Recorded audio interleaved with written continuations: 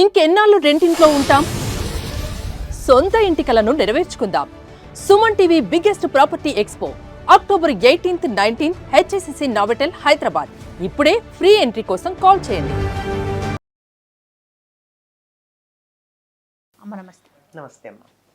అమ్మా, ఇంట్లో ఉండే తులసి వాడిపోయినా లేకుంటే కొండెక్కిన, అదే పదం వాడాలనుకుంటా, నిద్రపోవడం పోని అలా అయినప్పుడు దాన్ని మనం అదొక అశుభం అని భావించాలా? భయపడాల్సిన అవసరం ఉందా? ఎందుకు అసలు అలా జరుగుతుంది? అమ్మ, తులసి మొక్క 2 ఏళ్ల కన్నా ఉండదమ్మా, అంతకన్నా ఉండదు. ఏ తులసి అయినానమ్మా? 2 రకాలు ఉంటాయి కదా, కృష్ణ తులసి 5 రకాలు ఉన్నాయి.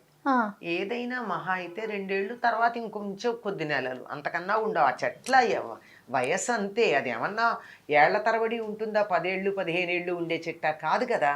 ప్రతి చెట్టుకి ఒక ఆయువు అన్నది ఉంటుంది. అవునవును. అట్లా 2 మహా అయితే 3 ఏళ్ళు ఉంటాయేమో కూడా తెలియదు, కానీ అంతే. అయితే ఇది చాదస్తాలు ఎంతగా అయ్యాయంటే ఎవరో తుమ్మితే నా ముక్కు ఊడిపోయింది అనుకునేటటువంటి లోకం అయిపోయింది ఇది.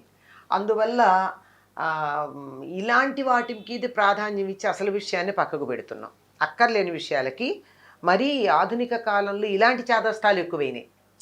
కానీ అయితే ఒకటి, తులసే కాదమ్మా, ఇంట్లో ఏ చెట్టు అయినా వాడిపోయిందంటే అర్థం ఏంటి? మనం దాన్ని శ్రద్ధగా చూసుకోలేదని అర్థం.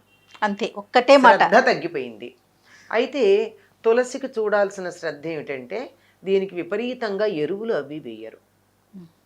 మంచినీళ్ళు, మామూలు నేల మంచినీళ్ళే పోయాలి.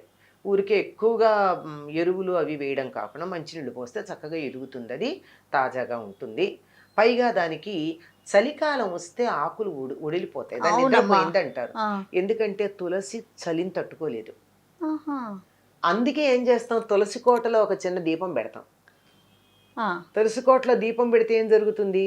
ఆ తులసి కోట కొద్దిగా ఈ దీపానికి వేడెక్కి దానికి చలి తగ్గుతుంది.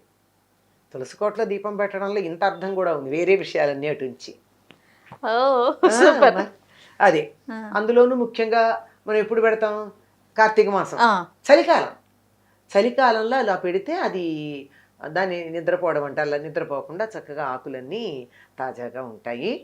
అంటే నీళ్లు మరీ ఎక్కువ పోసినా తులసి ఉండదు. సరే, ఎండిపోతే అలాగూ ఎండిపోతుంది.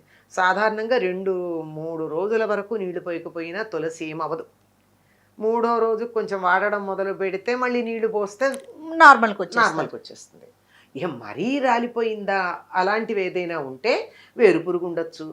లేదా మనకు విపరీతమైన భక్తి ఎక్కువైపోయి తులసికి ఏదో కాడకింత కుంకుమ పసుపు పెట్టమంటే అధిక ఫలం అని ఇంత పసుపు ఇంత కుంకుమ పోసామనుకోండి, ఆ పసుపు కుంకాలు ఎక్కువైతే కూడా ఘాటు కదా, ఆ ఘాటు కూడా అవి సెన్సిటివ్ గా ఉంటుందంటారా? చిన్న మొక్కకి పెట్టకూడదు. తులసి చిన్నగా ఉన్నప్పుడు మరీ అంతంత పసుపు కుంకాలు పెడితే, అంటే ఇప్పటివి పర్వాలేదులే, అంత మైదా పిండేగా, అది కాదు, వాటిల్లో కూడా ఘాటు ఉండట్లేదు. ఘాటు అయింది ఉంటే మాత్రం కాస్త మొక్క కింద ఆకుపచ్చ రంగు కాకుండా కాడ బ్రౌన్ కలర్ వచ్చాక పెడితే పర్వాలేదు, కానీ లేకపోతే అది నాజుగ్గా ఉంటుంది కదా తులసి, అది ఇదైపోతుంది, ఎండిపోయే అవకాశం ఉంటుంది. అందువల్ల ఇట్లాంటివి ఏమన్నా జరిగాయంటే అది మన దోషం గనక తప్పది, మనం స్వయంకృతంగా చేసాం.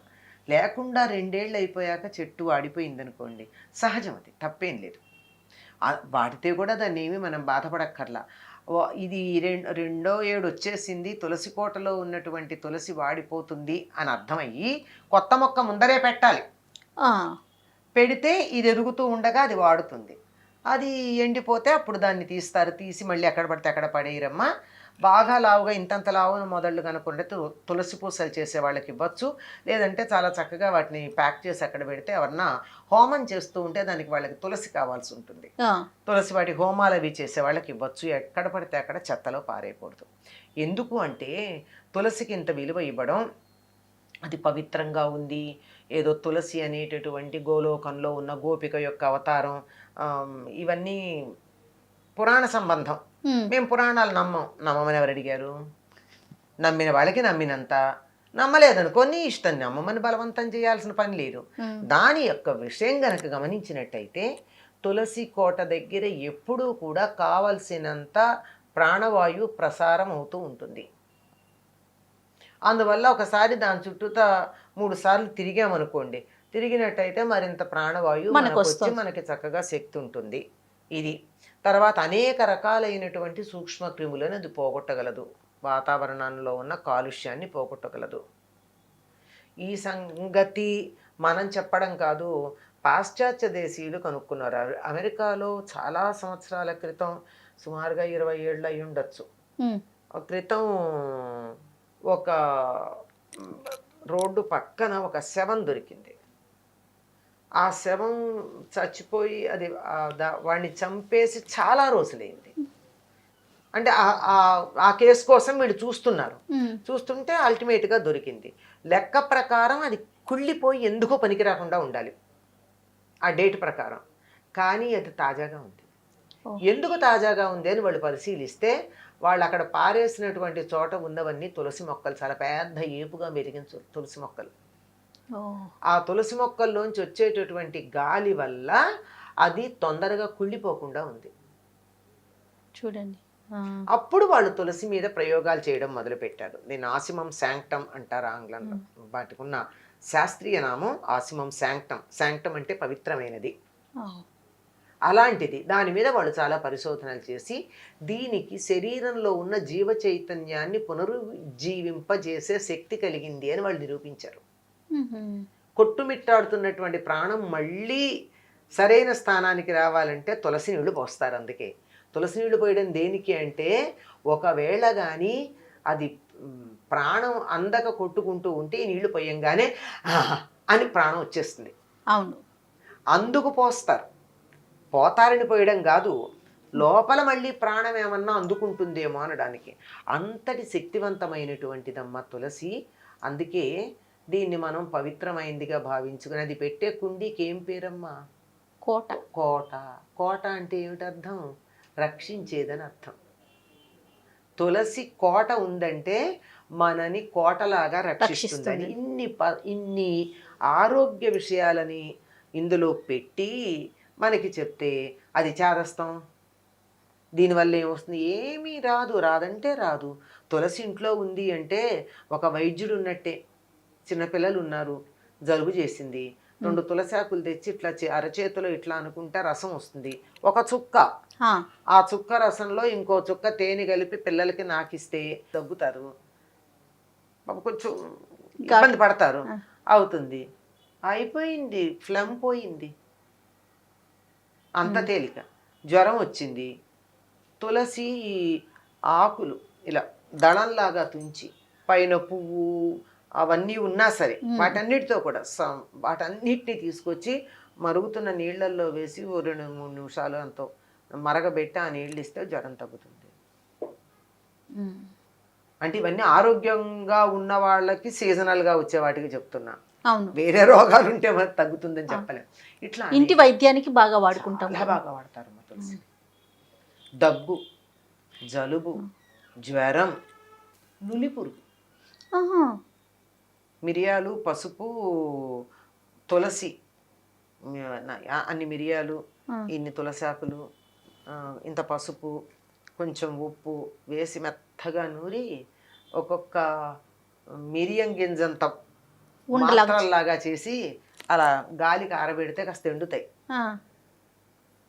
పిల్లలు నులి పురుగులతో బాధపడుతూ ఉంటే ఎక్కువగా ఇబ్బంది పడతారు కదా, అప్పుడు పొద్దున ఒకటి సాయంకాలం ఒకటి వాళ్ళకి ఇస్తే చప్పరిస్తారు. అది ఇంకొంచెం పిల్లలు పెద్దవాళ్ళు అయితే కొంచెం పెద్ద ఒక కుంకుడి గింజంతా, పెద్ద శనగ గింజంతా చేసి పెట్టి చేస్తే గృహ వైద్యానికి కదమ్మా, అనేక రకాలైన మందుల్లో కూడా వాడుతున్నారు కదా తులసిని. చాలా బాగా వాడుతుంది. ఇందులో 5 రకాలు ఉన్నాయి అంటారు. ఇలా ఇక చెప్పుకుంటూ ఉంటే ఫ్లోరోసిస్ తగ్గిస్తుందని ఎన్ని ఉన్నాయి. ఇప్పుడు ఫ్లోరోసిస్ తో బాధపడుతున్న జిల్లాలు ఉన్నాయి కదా, అక్కడ మరి కలెక్టర్ అందరూ తులసిని పెంచి 2 తులసి ఆకులు వేసి నీళ్లలో తాగండి మీకు ఫ్లోరోసిస్ రాదని చెప్పి దాన్ని ప్రయోగాత్మకంగా నిరూపించారు కదా. ఇట్లాంటివన్నీ ఉన్నప్పుడు అందుకని దానికి దండం పెట్టుకుంటాం.